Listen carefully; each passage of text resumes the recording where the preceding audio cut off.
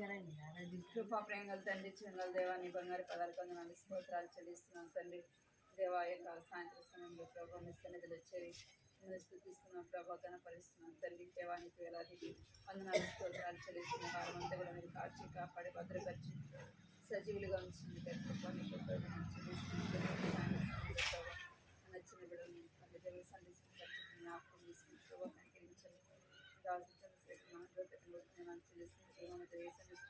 దీవించండి, ఆశీర్వదించండి, రక్షించండి, తీసుకెళ్ళండి ప్రభావ నాయన ఈ సమయం ఎంతో ఆశీర్వదకరంగా దీవెనకరంగా రావాల్సిన వారు నడిపించండి ప్రభావ.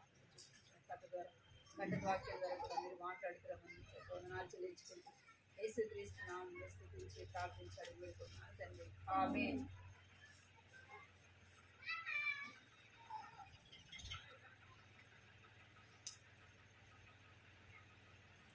ఆడుకుంటున్నాను.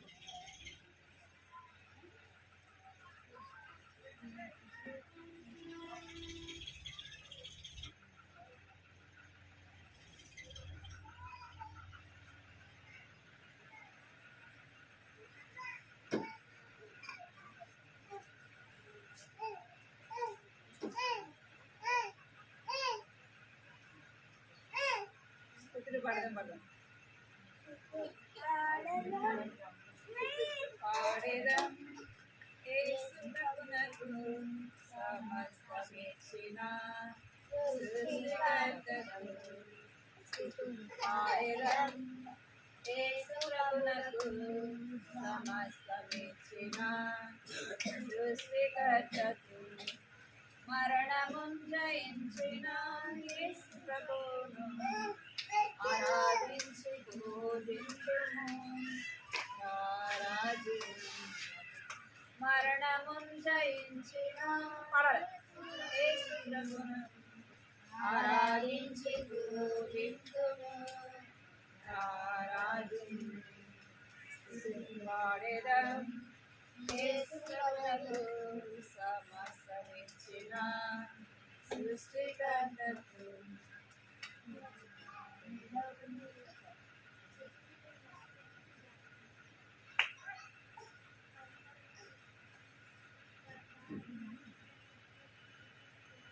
దేవుని కళ్ళ నుండి తాగగలవచ్చా బటన్? నిలబడుకుంటా వచ్చి యాక్షన్ దేవుని కళ్ళ నుండి తాగ నిలబడుకో. మీరు కూడా ఒకటి చేయరా పాట. దేవుని కళ్ళ నుండి తాగగలవా, దేవుని కళ్ళ నుండి తాగగలవా, పరుగెడినా చదువుకొనినా, పరుగెడినా చదువుకొనినా దేవుని కళ్ళ నుండి తాగలేవు, నీవు దేవుని కళ్ళ నుండి తాగలేవు.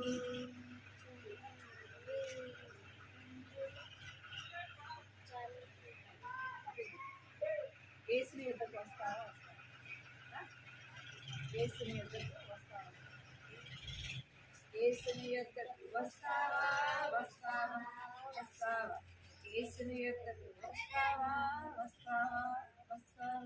మంచోడంటుడు నిన్ను ప్రేమిస్తాడు, నిన్ను అడిగిందల్లా ఇస్తాడు, స్నేహం చేస్తాడు. అడిగిందల్లా ఇస్తాడు, స్నేహం చేస్తాడు. లల్లల్లా లల్లల్లా లల్లల్లా లల్లల్లా. ఓ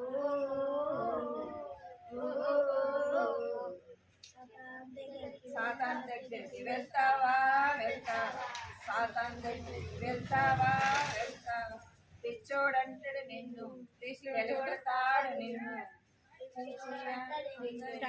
దూరం చేస్తాడు. అందరి నుంచి దూరం చేస్తాడు.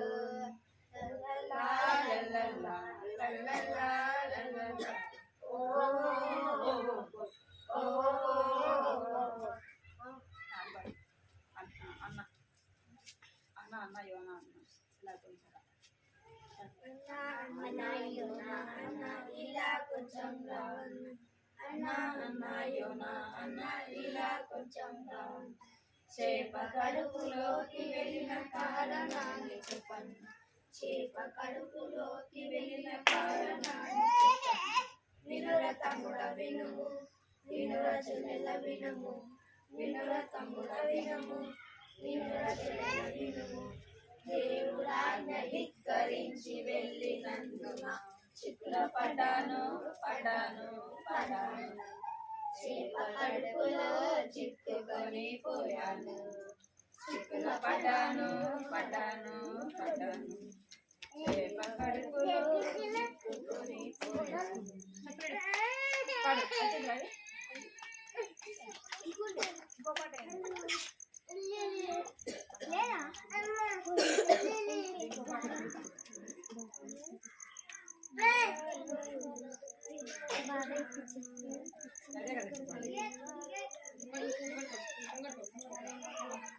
యేసుని ప్రేమ బహు కమ్మని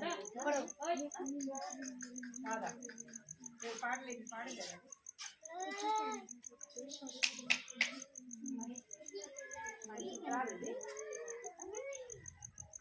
యేసుని ప్రేమ బహు కమ్మని వచ్చా యాక్షన్ వచ్చా మీరిద్దరు నువ్వు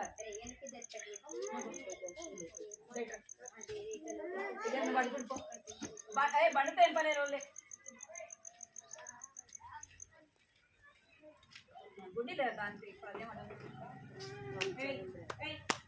యేసుని ప్రేమ కమ్మనైనది, జీవాహారం మధురాతి మధురామే. యేసుని ప్రేమ బహు కమ్మనైనది, జీవాహారం మధురాతి మధురామే. భలే భలే గుండెలే తేనె కంటే తీయగా, భలే భలే గుండెలే తేనె కంటే తీయగా. యేసుని ప్రేమ బహు కమ్మనైనది, జీవాహారం మధురాతి మధురమే. యేసుని ప్రేమ బహు కమ్మనైనది, జీవాహారం మధురాతి మధురామే. 5 రొట్టెలు 2 చిన్న చేపలు, 5,000 తిన్నారు ఆహా ఓహో అన్నారు. 5 రొట్టెలు 2 చిన్న చేపలు, 5,000 తిన్నారు ఆహా ఓహో అన్నారు. యేసుని ప్రేమ బహు కమ్మనైనది, జీవాహారం మధురాతి మధురామే.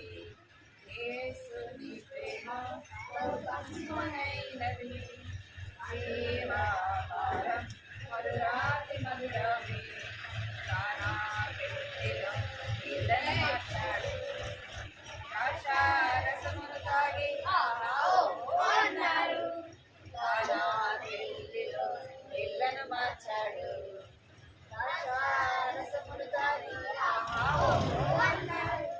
భలే భలే గుండెలే తేనె కంటే తీయగా, భలే భలే గుండెలే తేనె కంటే తీయగా.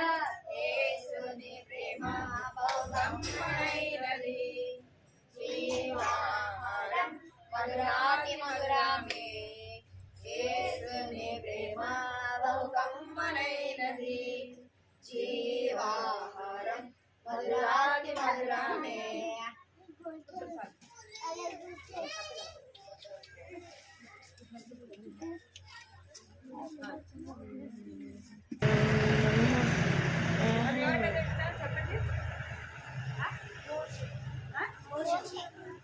శనివారము ఎన్ని చూసినా మనం 5 ఏంటి అంట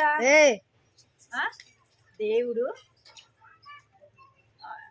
ఏం చెప్తూ వచ్చిన అంటే ఫరో రాజు దగ్గరికి వెళ్ళి ఎవరు పంపించాడు ఫరో రాజు దగ్గరికి? మోషేని ఇంకా అహరోనుని పంపుతూ వచ్చినాడు. ఇక్కడ చూడండి, ఇక్కడ చూడాలి మీరు. ఎవరిని పంపినాడంట? మోషేని. ఇక్కడ ఫరో రాజు కూర్చున్నాడు కదా, ఇక్కడ ఫరో రాజు అన్నమాట. ఇక్కడ ఇక్కడ మోషే, ఇక్కడ అహరోన్.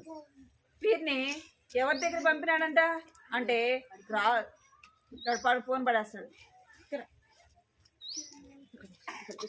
అట్లా కూర్చోబెట్టు. ఇక్కడికి రాజు దగ్గరికి పంపించినాడు. ఎందుకు పంపించినాడు అంటే నా ప్రజలైన వారు ఏం చేయాలా, ఉత్సవము చేసుకోవాలి. అంటే మనము ఏదైనా దేవునికి చేస్తాం కదా ఉత్సవం లాగా, అంటే మీరేమంటారు దావత్ అంటారు కదా, అంటే ఫంక్షన్ లాగా. వారు కూడా ఏం చేస్తూ వచ్చినారంటే మేము అరణ్యములకి 3 దినములంతా ప్రయాణం. ఇక్కడేనా మీరు ఎన్ని రోజులంట? మేము అరణ్యంలోకి వెళ్ళి మా దేవునికి మేము ఏం చేసుకోవాలా, పండుగ చేసుకోవాలా అని చెప్పేసి ఫరో రాజుకి చెప్తే రాజు ఏమన్నాడు? ఇక్కడేనా మీరు? రాజు ఏమన్నాడు? నేను మీరందరి చేతులు కట్టుకొని ఇక్కడ చూడాలి. కొంచెంసేపు అంటే చీకటి పడితే ఏం కనపడదు, మీరు కొంచెంసేపే. ఏమంటున్నాడంటే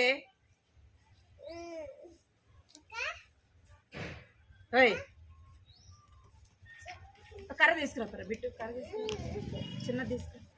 ఇక్కడ మా దేవునికి మేము ఉత్సవం చేసుకోవాలా అని చెప్పేసి ఇక్కడ ఫరో రాజు చెప్తే రాజు అంటున్నాడు, మోషే వచ్చి చెప్తున్నాడు.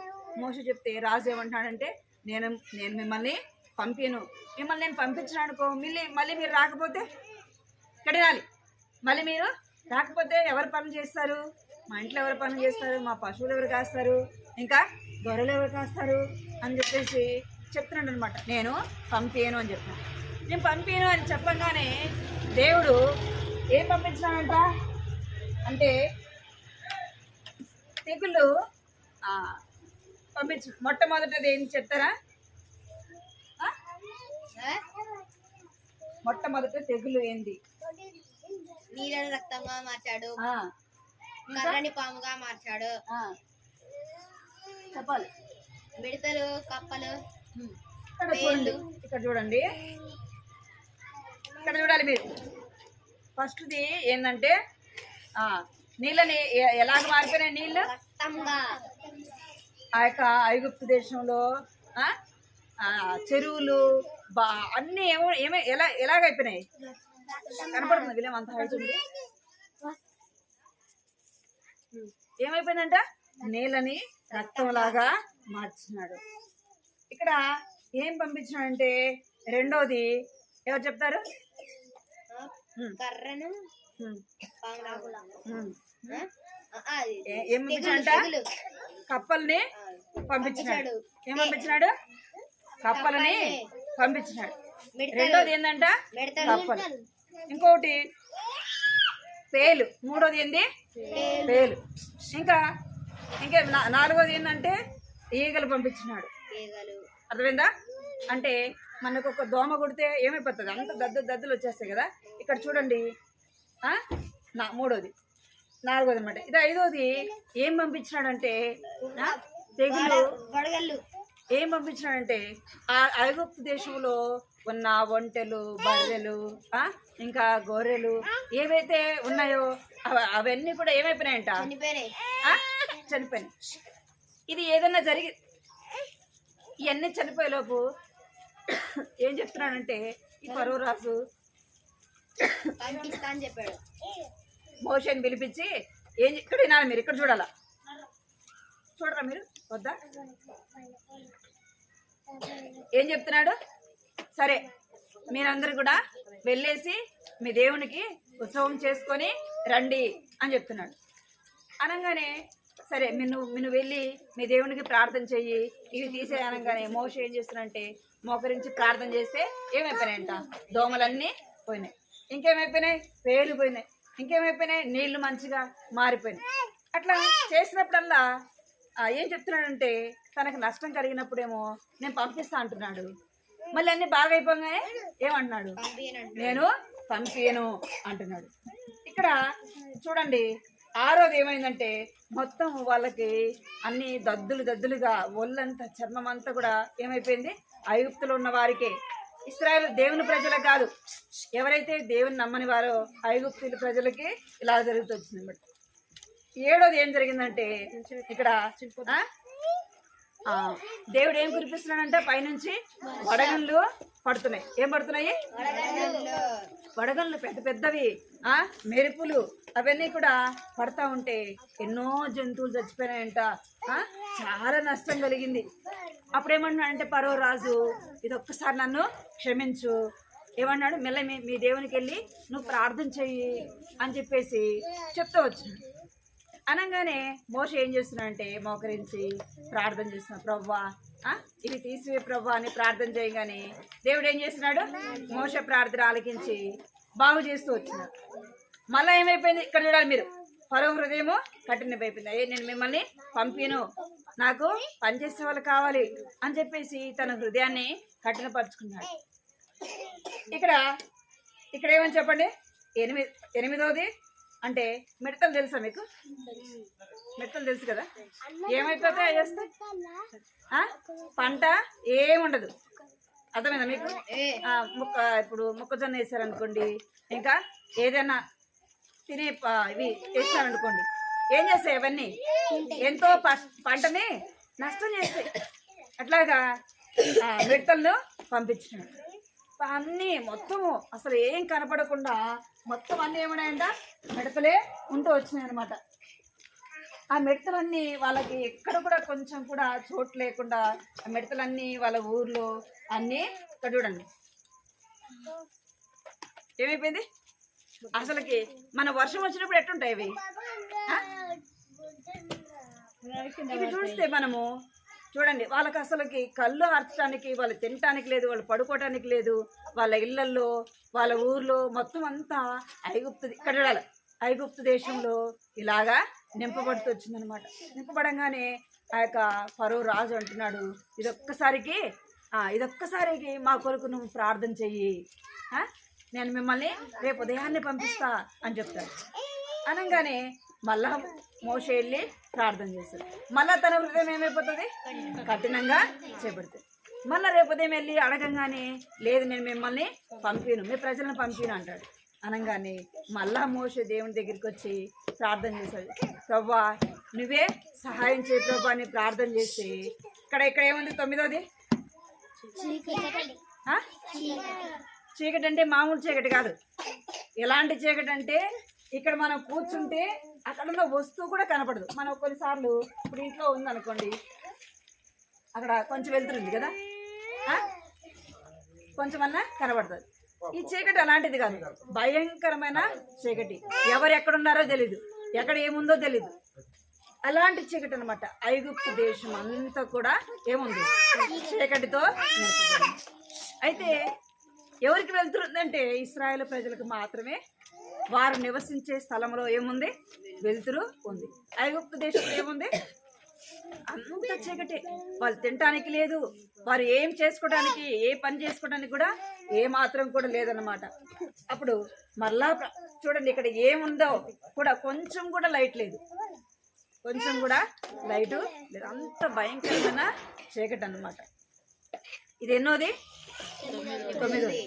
10వది లాస్ట్కి అప్పుడు ఆ యొక్క ఫరో రాజు చెప్పినాడు, ఇదొక్కసారికి మా కొరకు ప్రార్థన చేయి, మీ దేవుణ్ణి వేడుకో, ఈ చీకటి తీసివేయమని చెప్పు. అనగానే మళ్ళా మోషే ఏం చేస్తున్నాడంట, వచ్చి ప్రార్థన చేసి ఏమైపోయింది, ఆ చీకటి అంతా పోయింది. మళ్ళీ ఐగుప్తు దేశంలో ఏమొచ్చింది, వెలుతురు వచ్చింది. ఆ వెలుతురు చూడంగానే తన హృదయం మళ్ళీ ఏమైపోయింది, కఠినంగా చేపట్టి. అప్పటికి ఎన్ని చేసినాడు దేవుడు, 1 రక్తముగా మార్చినాడు, 2వది అన్ని కప్పలు, అర్థమైందా, 3వది పేలు, మళ్ళా ఈగలు, ఇవి జంతువులు చనిపోయినాయి. ఇక్కడ ఏమైపోయిందంటే భయంకరమైన తెగులు ఏమైపోయిందంటే ఒళ్ళంతా కూడా దద్దులుగా వచ్చేసింది. ఇక్కడ వాళ్ళ జంతువులు చనిపోయినాయి, ఇక్కడ మిడతలు. 9వది ఏంటి, 10వది ఇంకా లాస్ట్కి మళ్ళా వెళ్ళినాడు మోషే, పంపిస్తూ మేము వెళ్ళి మా దేవునికి ప్రార్థన చేసుకుని వస్తాము, మా దేవునికి ఉత్సవం చేసుకొని వస్తామంటే రాజు ఏమంటున్నాడు, నేను మిమ్మల్ని పంపిను అని చెప్పినాడు. అనగానే ఇక మోషే ఏం చేస్తున్నాడంటే మళ్ళా వెళ్ళి ప్రార్థన చేస్తున్నాడు. మళ్ళా వెళ్ళినాడు. మళ్ళా వెళ్తే ఇక్కడ లాస్ట్ దినాల మళ్ళా మోషే అహరోను ఫరో రాజు దగ్గరికి వెళ్ళి అంటున్నాడు, మమ్మల్ని పంపి అంటే ఏమంటున్నాడు, నేను మిమ్మల్ని పంపిను అని చెప్తున్నాడు. అనగానే రాత్రి అయిపోయింది. ఉదయం వచ్చి మోషే అడిగినాడు, ఏమైపోయింది? రాత్రి అయిపోయింది. అందరూ పడుకుంటే ఐగుప్తు దేశంలో ఇంటిలో కూడా ఎవరు చనిపోయినారంటే ఫస్ట్ పుట్టిన వాళ్ళు ఏమైపోయినారు? ఒక ఇంట్లో కాదు, మొత్తం ఊరంతా కూడా, ఐగుప్తు దేశం అంతా కూడా, ఐగుప్తు ప్రజలు ఎవరైతే ఉన్నారో వారింట్లో ఏమైపోయిందంట? అందరూ కూడా దేవుని కోపము వారి మీదకి వచ్చింది. ఏమైపోయానంటే అందరూ కూడా ప్రతి ఒక్క ఇంటిలో కూడా ఒక్కొక్కరు ఫస్ట్ పుట్టిన వాళ్ళు అందరూ కూడా ఏమైపోయారంట? చనిపోయారు.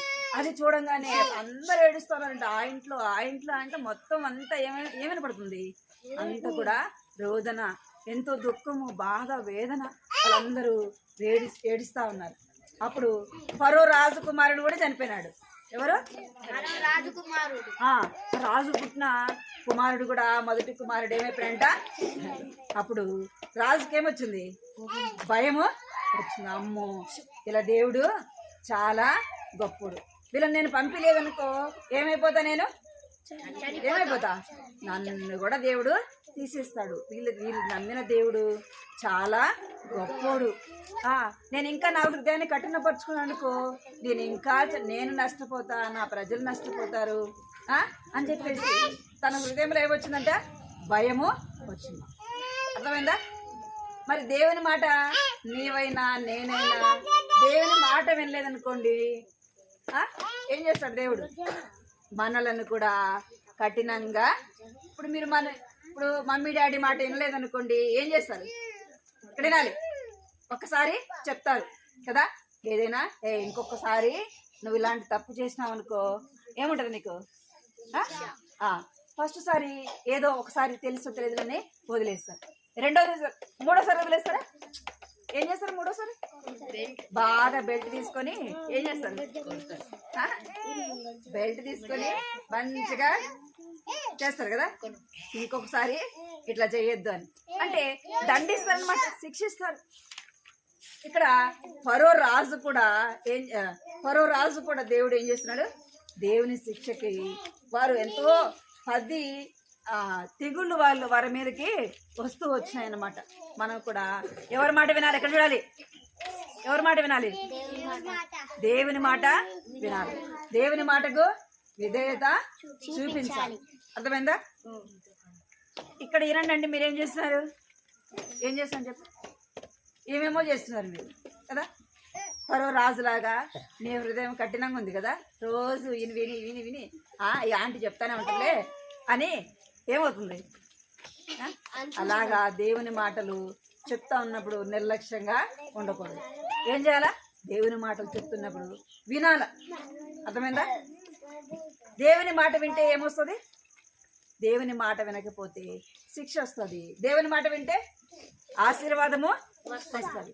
ఒక పాట ఉంది కదా, పిల్లలారా లోబడుడి యేసయ్యా మాటలకు. పడాలి.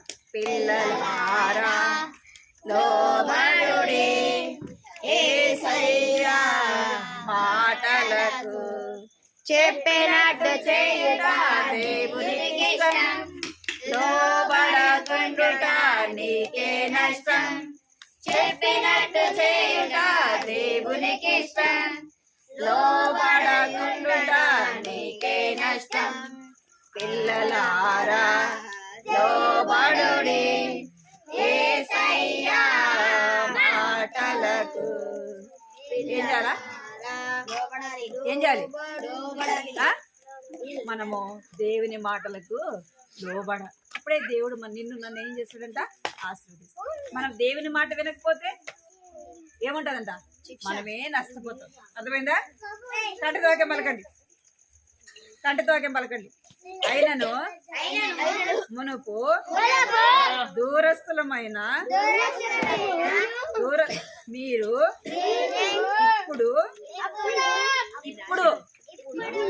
ఇప్పుడు క్రీస్తు యేసునందు క్రీస్తు రక్తము ద్వారా క్రీస్తు రక్తము మనలను సమీపస్తులుగా చేసి ఉన్నది. ఎఫెసీ 2వ అధ్యాయము 13వ వచనము.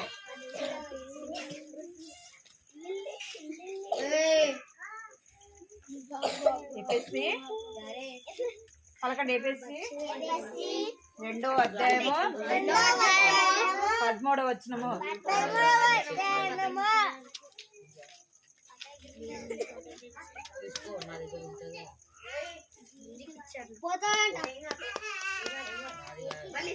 అయినను మునుపు దూరస్తులైన మీరు ఇప్పుడు క్రీస్తు యేసునందు క్రీస్తు రక్తము వలన సమీపస్తులై ఉన్నారు. ఎఫెసీ 2వ అధ్యాయము 13వ వచనము. సహకరించండి ప్రార్థన. పోయిన వారం నేర్చుకున్నారా కంట?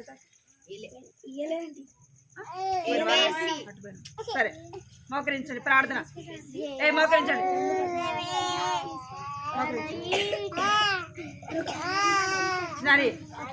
ప్రార్థన. మోకరించాల ప్రార్థన. ప్రార్థన